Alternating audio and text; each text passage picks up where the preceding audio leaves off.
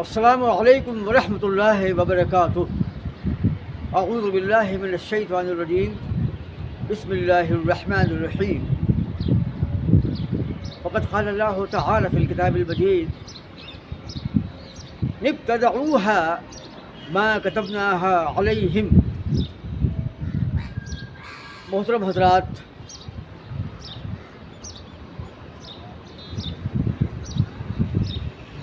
اس جدید مادی دور میں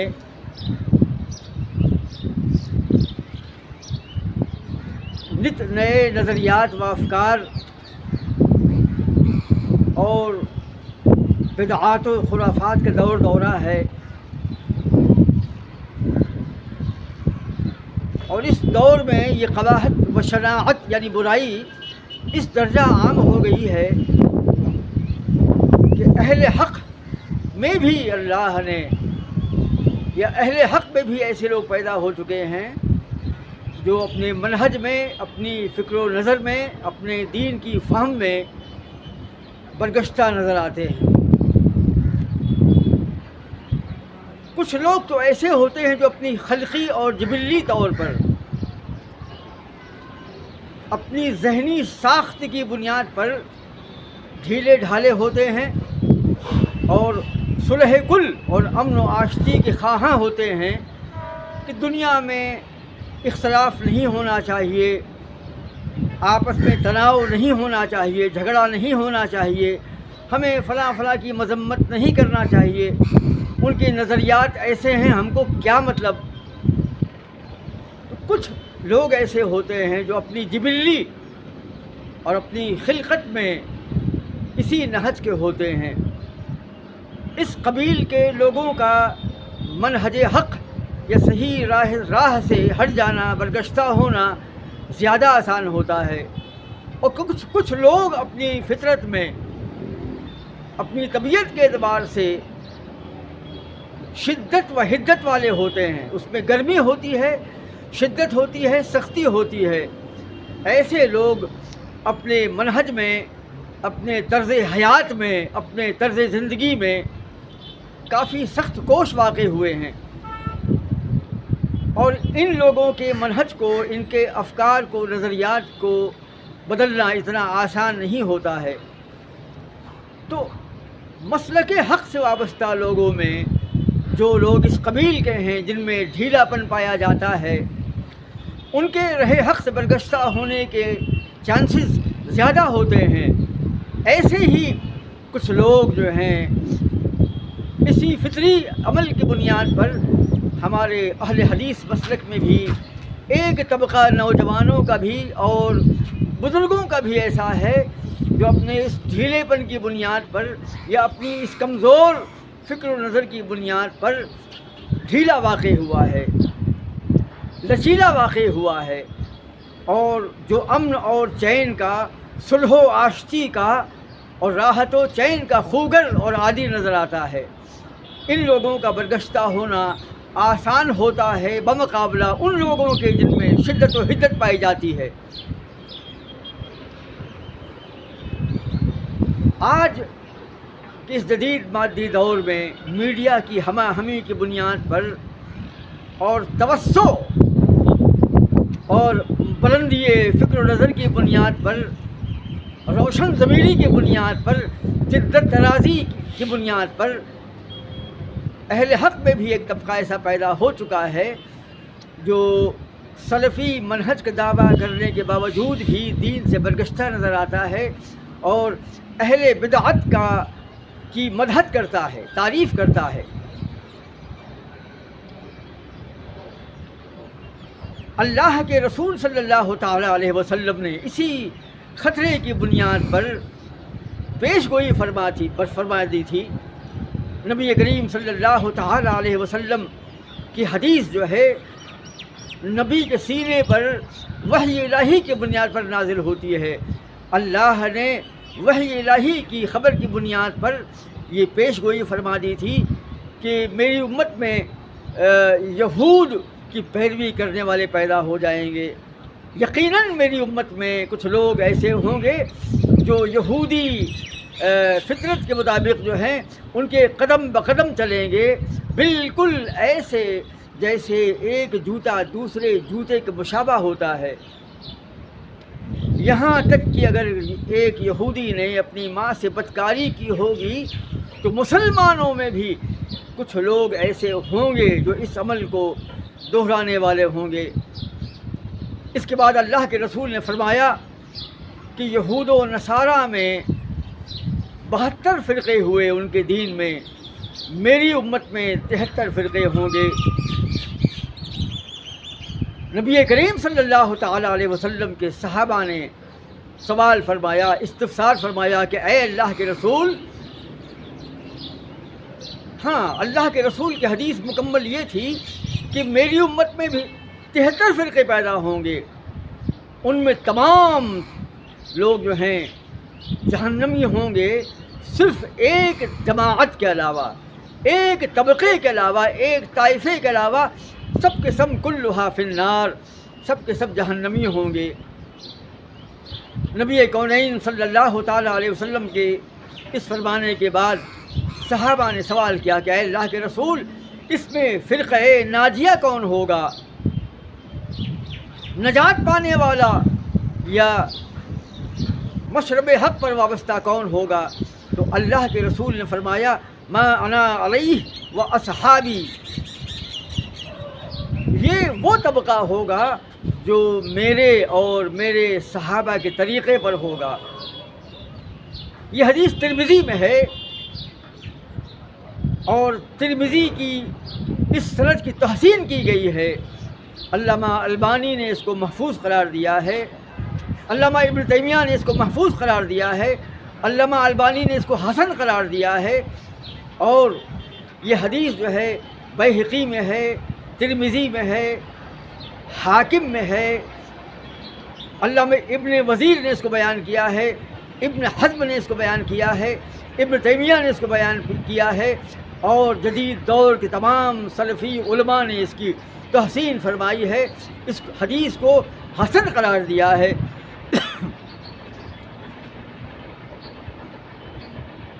لیکن غامدی صاحب سے جب سوال کیا گیا اس حدیث کے بارے میں کہ امت میں 73 فرقوں کے بارے میں جو حدیث وارد ہوئی ہے، تو غامدی نے اس میں علت پیدا کر دی کہ اس حدیث میں کچھ صحت میں کمزوری ہے، کچھ کلام کیا گیا ہے، جبکہ ہم نے آپ کو بتا دیا کہ یہ ایک کتاب میں نہیں ہے بلکہ متعدد کتاب میں 20 محدثین نے اس کو روایت کیا ہے، سیوطی نے فرمایا ہے، علامہ بوصیری نے اس کو بیان فرمایا ہے، اتنے ائمہ نے اور جدید دور کے تمام علماء نے اس کی تحسین فرمائی ہے۔ یہ پیش گوئی ہے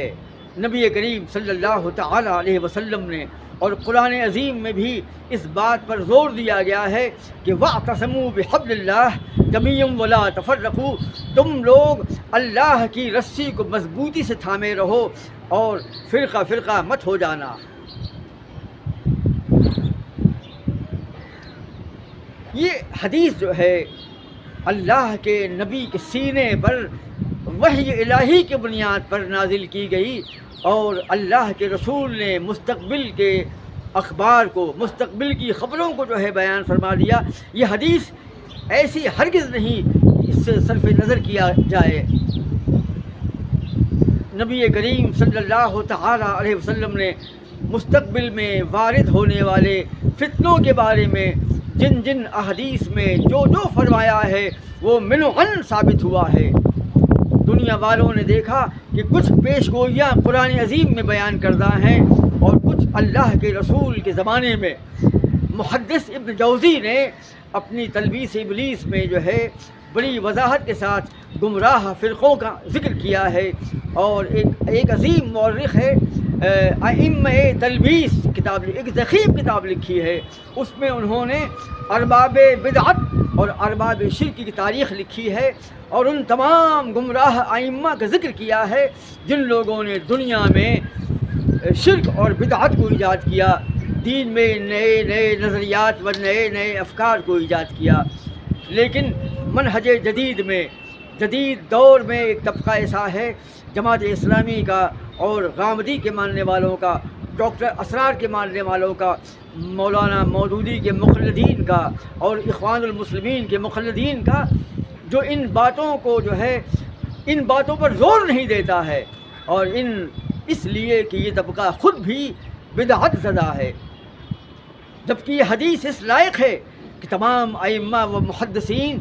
سر جوڑ کر بیٹھیں اور اس پر باقاعدہ ایک تنظیم قائم ہو، علماء کی تنظیم قائم ہو، اور جو تمام طبقات جو اہل بدعت کے ہیں اس پر تحقیق اور تفتیش کرے۔ ویسے محدثین نے تو اس پر کام کر ہی دیا ہے، اور ہمارے متعدد ٹیپ اس سلسلے میں ہمارے ویڈیوز ہیں۔ نبی کریم صلی اللہ تعالیٰ علیہ وسلم کو بدعت سے اس درجہ نفرت تھی کہ ایک لمحہ تاخیر کیے بغیر بھی مستقبل میں پیدا ہونے والے بدعتوں کے سد باب کے لیے آپ نے پیش قدمی فرمائی۔ جب 3 صحابی آئے یا 3 مسلمان آئے اور ام المومنین رضی اللہ تعالی عنہا کے پاس نبی کریم کی عبادات کے بارے میں سوال کیا، اور جب ام المومنین رضی اللہ تعالی عنہا نے اللہ کے رسول کی عبادات، ان کے ذکر اور وظائف و اوراد کا ذکر کیا، تو ان لوگوں نے کہا کہ اللہ اکبر، نبی کریم تو بخشے بخشائے تھے، اللہ کے رسول تو ہادی کائنات تھے۔ جب اللہ کے رسول کے تمام گناہ معاف کیے گئے اور تمام گناہوں سے منزہ ہیں، تو پھر ہم تو بہت گنہگار ہیں، ہمیں تو اس سے زیادہ بہت کوشش کرنا پڑے گی۔ ایک نے کہا کہ میں ہمیشہ نماز پڑھا کروں گا، میں رات بھر نماز پڑھا کروں گا۔ ایک نے یہ قسم کھائی کہ میں ہمیشہ روزہ رکھوں گا، کبھی افطار نہیں کروں گا۔ ایک نے کہا کہ میں نکاح کروں گا ہی نہیں۔ نبی کریم کے ذکر و اذکار اور نبی کریم کی عبادات کا ذکر سننے کے بعد ان تینوں لوگوں نے اپنے دینی منہج میں تبدیلی پیدا کر لی۔ فکر کی کجی کی بنیاد پر، منہج کی برگشتگی کی بنیاد پر، علم دین کی گہرائی نہ ہونے کی بنیاد پر اپنا ذاتی طور سے دین میں ایک نئی فکر کو ایجاد کر لیا، چلے گئے۔ اللہ کے رسول تشریف لائے اور ام المومنین نے نبی کریم کو ان تینوں مسلمانوں کا احوال ذکر فرمایا۔ نبی کریم نے تاخیر نہیں کی، اللہ کے رسول بدعت کے سد باب میں اتنے متحرک، اتنے پرجوش، اتنے فعال تھے کہ فوراً باہر نکلے اور ان کو تلاش کیا، صحابہ کا مجمع لگایا، اور آپ نے کہا کہ اے لوگو، میں اللہ کا رسول ہوں، میں روزہ رکھتا بھی ہوں، افطار بھی کرتا ہوں، نماز پڑھتا ہوں بھی ہوں، قیام بھی کرتا ہوں، سوتا بھی ہوں، نکاح بھی کرتا ہوں۔ اور اللہ کے رسول نے ان 3 مسلمانوں کی مذمت فرمائی جن لوگوں نے اللہ کے رسول کی عبادات کا ذکر سن کر اپنے منہج کو بدل لیا تھا اور ہمیشہ نماز پڑھنے کی، اور ایک نے روزہ رکھنے کی، اور ایک نے نکاح نہ کرنے کی قسم کھائی تھی۔ یہ اللہ کے رسول کی چوکسی اور اللہ کے رسول کی فعالیت جو ہے بتلا رہی ہے کہ نبی کریم صلی اللہ تعالیٰ علیہ وسلم نے بدعت کے سد باب کے لیے کتنی زیادہ سرعت اور کتنی زیادہ تیزی کا مظاہرہ فرمایا۔ لیکن ہم مسلمان جو ہیں بالکل لاپرواہ ہو کے بیٹھ گئے ہیں۔ مسلمانوں میں بدعت کا زور و شور ہے، ہر طرف بدعتوں کے دور دورہ ہے، لیکن ہمارے لوگ جو ہیں بدعتوں کے سد باب کے لیے دنیا میں آج صرف ایک ہی طبقہ ہے، وہ ہے اہل حدیث کا، وہ ہے سعودیوں کا، جو دنیا میں شرک بدعت کے خاتمے کے لیے بے ہم مصروف ہے، رات اور دن سرگرداں ہے۔ لیکن وہ طبقہ جو ساری دنیا میں اسلام کی اقامت کا علمبردار ہے، دعوے دار ہے، ساری دنیا میں اسلامی نظام کے نفاذ کا مؤید ہے، اور جو ساری دنیا میں اسلام کے سیاسی نظام اور سیاسی غلبے کا خواہاں ہے اور کوشاں ہے، وہ جو ہے اس سلسلے میں بالکل سرد ہے، سرد مہری کا ثبوت پیش کرتا ہے۔ ان کے یہاں اس سلسلے میں قطعی کوئی فعالیت اور قطعی کوئی جد و جہد نہیں پائی جاتی۔ اس سلسلے میں وہ مسلمانوں کو چھوڑ کر غیر مسلموں میں دعوت دینے کے زیادہ خوگر نظر آتے ہیں۔ ان کو یہ سوچنا چاہیے کہ مسلمانوں میں لاکھوں کروڑوں لوگ جو ہیں آج دین سے برگشتہ ہیں، اور ان کی بدعت اور ان کا شرک کفر کی حد تک پہنچ گیا ہے۔ ان کی بدعت مفسقہ نہیں ہے، بلکہ بدعت مکفرہ تک پہنچی ہوئی ہے، یعنی وہ بدعات، وہ خرافات، وہ واہیات، وہ لغویات جو دین سے برگشتہ کرنے والی اور انسان کو کفر سے ہمکنار کرنے والی ہیں، انسان کو بے دین بنانے والی ہیں، سارے ہندوستان میں، سارے پاکستان میں، ساری دنیا میں ہر طرف شرک اور بدعت کی آمیزش دین میں کر دی گئی ہے، ہر طرف بدعات اور خرافات کا دور دورہ ہے۔ تصوف نے اور علماء سو نے جو ہے دین کا حلیہ بگاڑ دیا ہے، لیکن جماعت اسلامی اور اخوان المسلمین جو ہیں اس کے سد باب کے لیے، اس کے خاتمے کے لیے، اس کے استیصال کے لیے قطعی کوشاں نہیں، قطعی خاموش ہیں، اور یہ ثابت کرتا ہے کہ ان کے دل میں رد بدعت کے لیے کوئی داعیہ اور کوئی جد و جہد نہیں پائی جاتی، جبکہ ہونا چاہیے۔ اتنا بڑا دعویٰ دنیا میں اسلامی نظام کی اقامت کا، ساری دنیا میں حکومت الہیہ کا نفاذ کرنے کا دعویٰ، لیکن مسلمانوں کے اندر میں جو گندگیاں ہیں، مسلمانوں میں اللہ نے قرآن عظیم میں فرمایا یتلو علیہم آیاتہ ویزکیہم ویعلمہم الکتاب والحکمہ، یہ نبی جو ہے قرآن عظیم کی آیات بینات کا مسلمانوں کے درمیان جو ہے ذکر کرتا ہے، ان کو بیان کرتا ہے، اور مسلمانوں کے نفوس کو ان کے دین کا تزکیہ کرتا ہے، ان کو پاک و صاف کرتا ہے، ان کو طاہر و طیب کرتا ہے، اور علم اور حکمت کی تعلیم دیتا ہے۔ یہ باتیں منصب رسول، منصب رسالت کے لیے اللہ نے بیان فرمائی ہیں کہ قرآن عظیم کی آیات کو بیان کرنا اور مسلمانوں کا تزکیہ کرنا، تزکیہ میں کیا رد بدعت شامل نہیں؟ یہ نبی جو ہے مسلمانوں کو پاک و صاف کرتا ہے، یعنی بدعقیدگیوں سے، شرک و بدعت سے، گمراہی اور ضلالت سے، لغویات و واہیات و خرافات سے مزکہ کرتا ہے، ان کو پاک و صاف کرتا ہے، اور ان کو علم اور حکمت کا درس دیتا ہے۔ لیکن اہل جماعت اسلامی کے لوگ اور اخوان المسلمین کے لوگ جو ہیں مسلمانوں میں پائی جانے والی بدعات و خرافات، لغویات و واہیات اور ان گمراہیوں کا سد باب قطعی نہیں کرتا ہے، بالکل خاموش ہے۔ وہ ان تمام مسلمانوں کو جو اس کے ساتھ وابستہ ہوتے ہیں،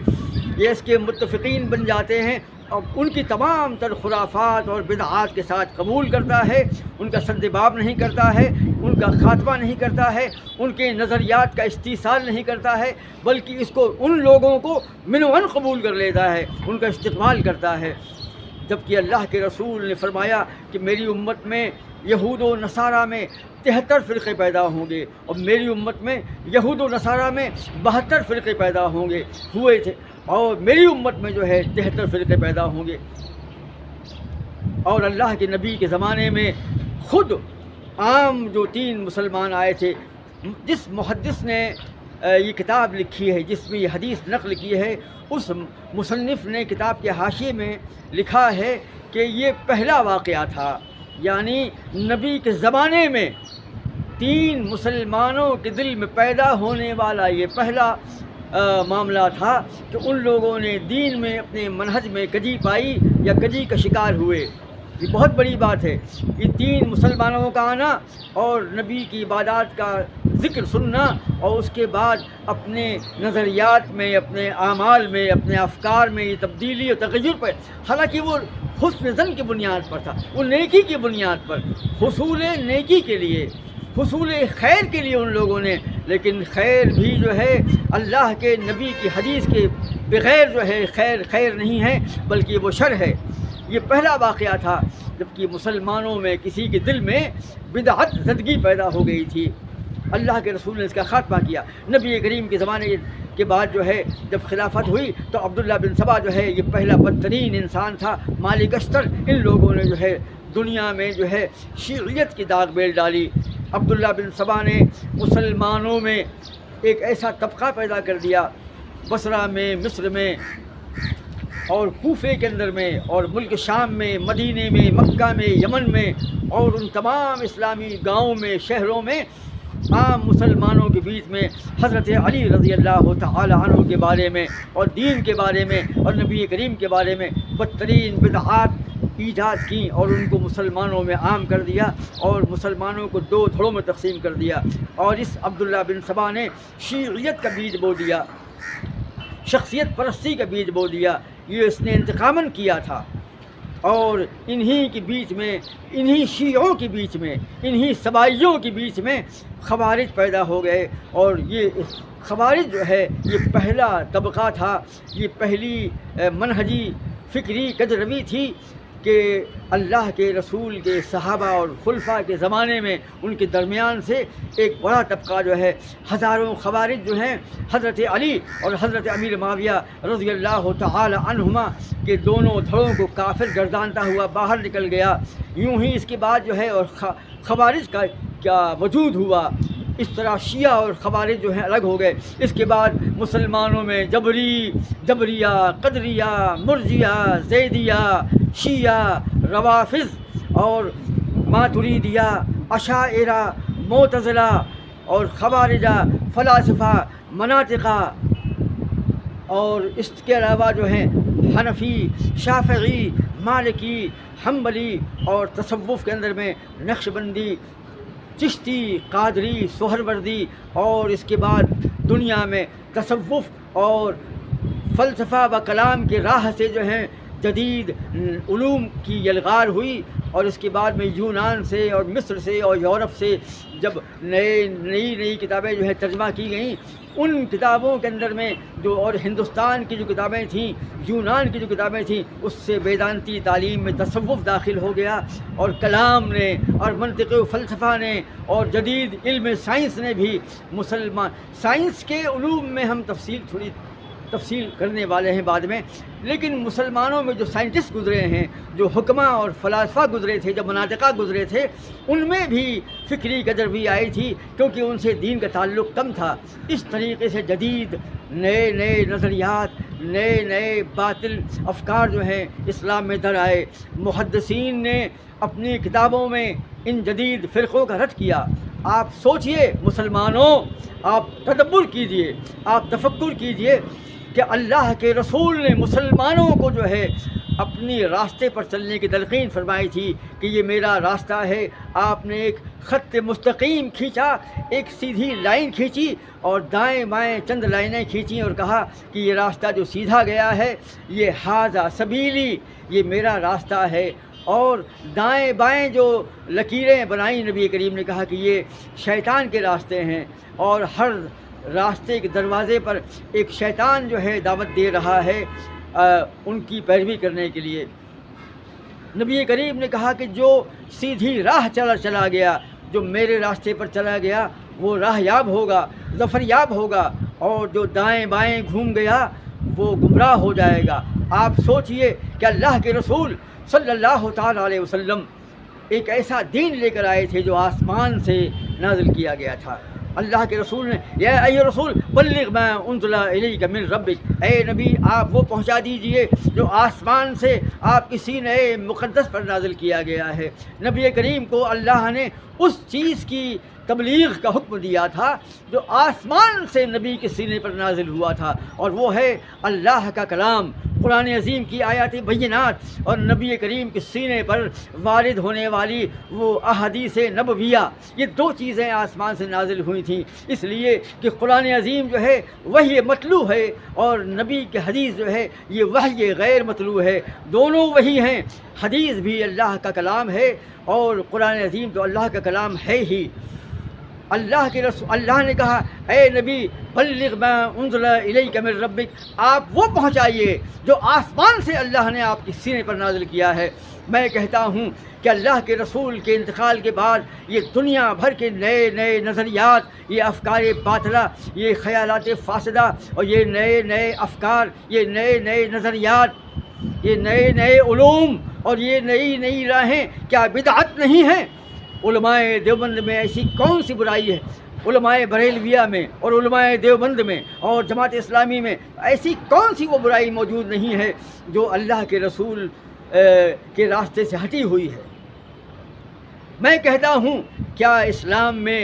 حنفیت اور شافعیت، مالکیت، حنبلیت اور تصوف کی راہ سے چشتیت، قادریت، سہروردیت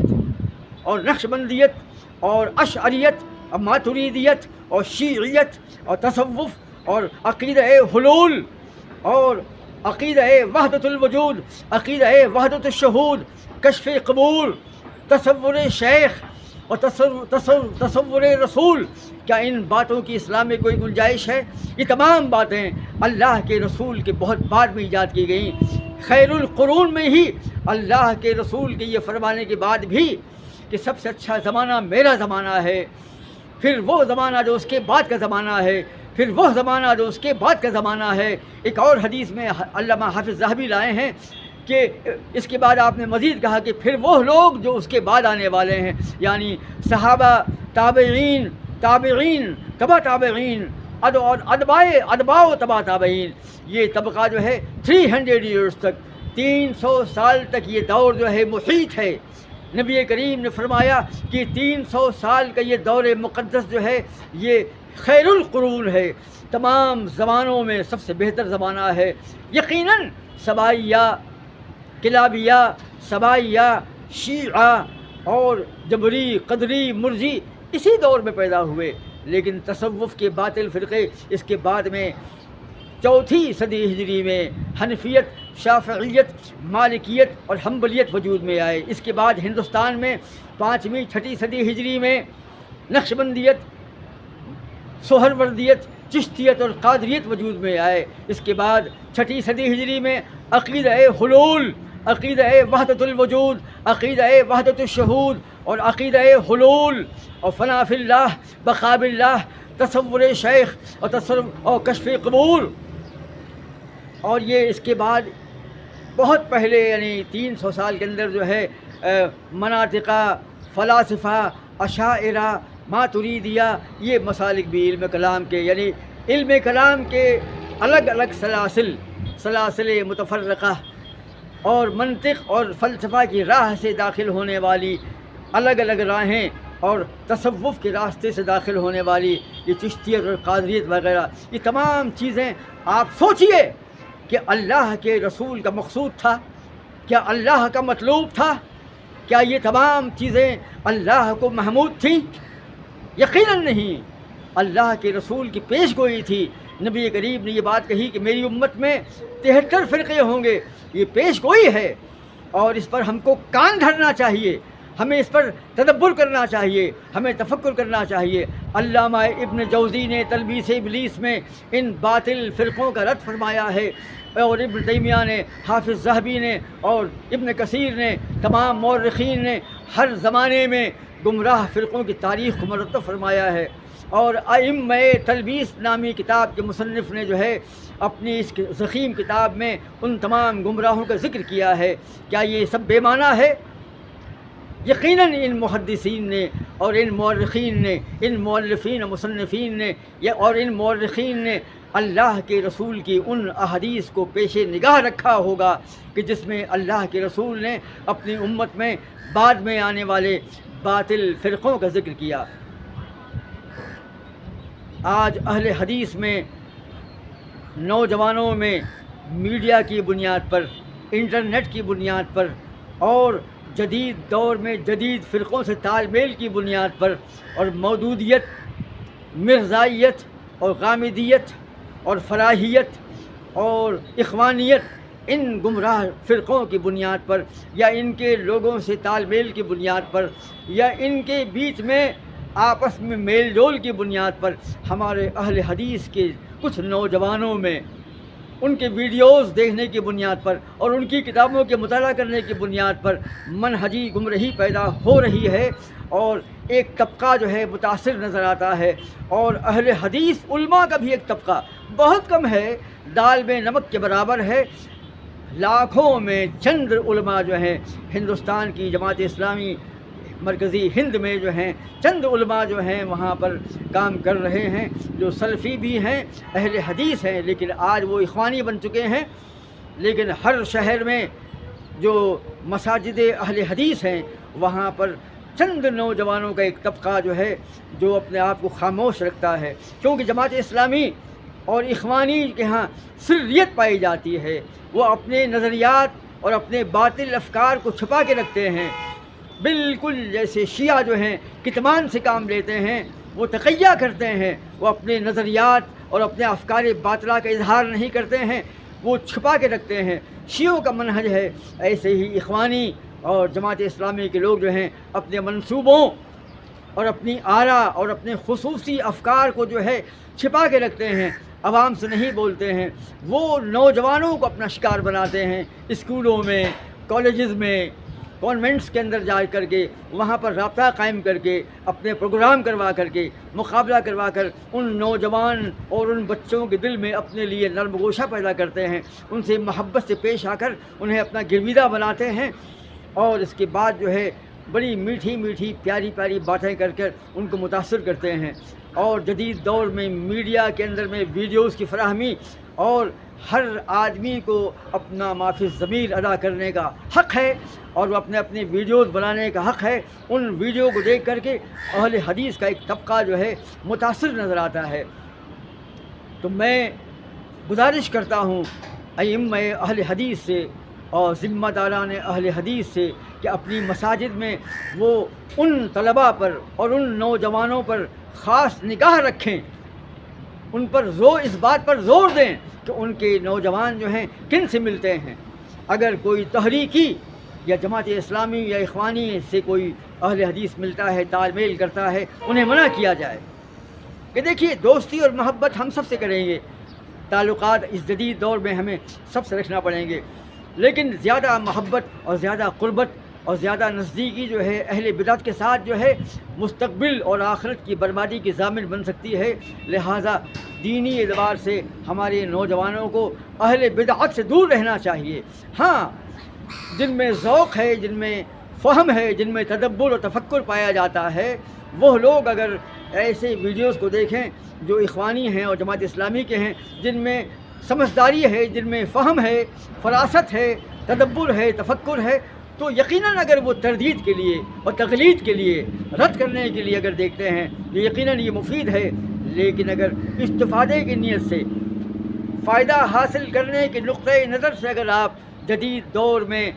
مرزا محمد علی انجینئر اور غامدی اور مودودی اور ڈاکٹر اسرار ہیں، ان جیسے گمراہ لوگوں کے ویڈیوز کو اگر آپ دیکھیں گے تو آپ کے نظریات کا فاسد ہونا لازمی ہے۔ آج پوری دنیا میں لاکھوں لوگ جو ہیں مرزا محمد علی انجینئر کی راہ سے گمراہ ہو رہے ہیں، لیکن ابو یحییٰ نور پوری اور خالد سیف اللہ خالد کے ویڈیوز کے ذریعے جو ہے پوری دنیا میں اصلاحی کام جاری ہے۔ حافظ زبیر جو ہیں وہ ان سے امیدیں وابستہ تھیں، 1 سال تک جو ہے ٹھیک جا رہے تھے، لیکن اب ان کا منہج جو ہے، سوچئے یہ پی ایچ ڈی ہیں اور اہل حدیث تھے، خود بولتے ہیں کہ میں اہل حدیث ہوں، لیکن موصوف کا منہج بھی برگشتہ ہو گیا۔ اپنے ایک حالیہ ویڈیو کے اندر میں فرماتے ہیں کہ اہل حدیث نوجوانوں کے جماعت اسلامی کے قریب آنے کی وجہ یہ ہے کہ یہ لوگ جو ہیں اس لیے اس طرف مائل ہو رہے ہیں کہ ان کے بیچ میں مودودی جیسا مصلح اور منقلب جو ہے موجود نہیں ہے۔ ڈاکٹر اسرار اور مودودی، حسن البنا اور سید قطب جیسے رہنما ان کے پاس نہیں ہیں۔ یعنی حافظ زبیر نے اس بات کا اظہار کیا کہ اہل حدیث کی ان نوجوانوں کا جو جماعت اسلامی اور اخوانیوں سے متاثر ہو رہے ہیں، ان کا معافی ضمیر یہ ہے کہ ان کے پاس مودودی اور حسن البنا اور سید قطب جیسے رہنما اگر اہل حدیث میں ہو جاتے تو یہ لوگ تحریکیت کی طرف مائل نہ ہوتے۔ افسوس کی بات ہے،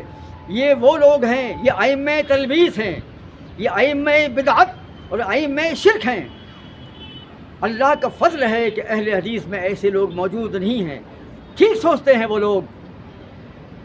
ان کا یہ سوچنا بدترین خصلت ہے کہ ان کے درمیان اہل حدیث میں ایسے علماء نہیں ہیں۔ میں کہتا ہوں کیسے علماء نہیں ہیں؟ مولانا مودودی کے فاسد نظریات اور اخوانیوں کی بدعت زدگیاں جو ہیں اور سید قطب کی بدعت گمراہیاں جو ہیں سب کو معلوم ہیں، ان کی کمزوری، ان کا باطل ہونا سب پر ظاہر ہے۔ ہمارے درجنوں ویڈیو جو ہیں اس بارے میں ناطق اور شاہد عدل ہیں۔ ہمارے یہاں پر بڑے بڑے ائمہ گزرے ہیں، ہمارے امام جو ہیں، ہمیں ان جیسے 3 علماء نہیں چاہیے جو ہمارے رہنما بن سکتے۔ ہمارے پاس امام اعظم، امام الانبیاء ہیں، یہ ہمارے مرشد اور ہادی و رہبر ہیں۔ لہٰذا ہم اہل حدیث کے طائفوں سے اور تمام مساجد اور تمام مراکز کے ذمہ داروں سے یہ گزارش کرتے ہیں کہ اگر اہل حدیث کے نوجوانوں میں کچھ ایسے طلبہ پائے جائیں جن کا تعلق تحریکیوں سے ہے یا اہل بدعت سے ہے، ان پر نظر رکھی جائے اور ان کی اصلاح کی جائے تاکہ وہ مزید گمراہی کے شکار نہ ہو سکیں۔ اس دور میں بہت مشکل ہو گیا ہے، اپنے عقیدے کو محفوظ کرنا بہت ہی مشکل ہو گیا ہے۔ ہم تمام لوگوں سے گزارش کرتے ہیں کہ وہ اللہ کے رسول کی اس وعید سے بچیں جس میں آپ نے کہا کہ تمام کلھا فی النار، وہ تمام طبقے، وہ تمام اہل بدعت، وہ تمام فرقے جو ہیں جہنم میں جائیں گے سوائے اس جماعت کے جو نبی کے طریقے پر اور منہج صحابہ پر اور منہج سلف پر جو ہے چلنے والا ہے۔ اللہ تعالی ہمیں صحیح عقیدے کی توفیق عطا فرمائے اور خدمت دین کی توفیق عطا فرمائے۔ ہم تمام ناظرین سے گزارش کرتے ہیں کہ وہ ہمارے چینل کو سبسکرائب کریں، لائک کریں اور عام کریں۔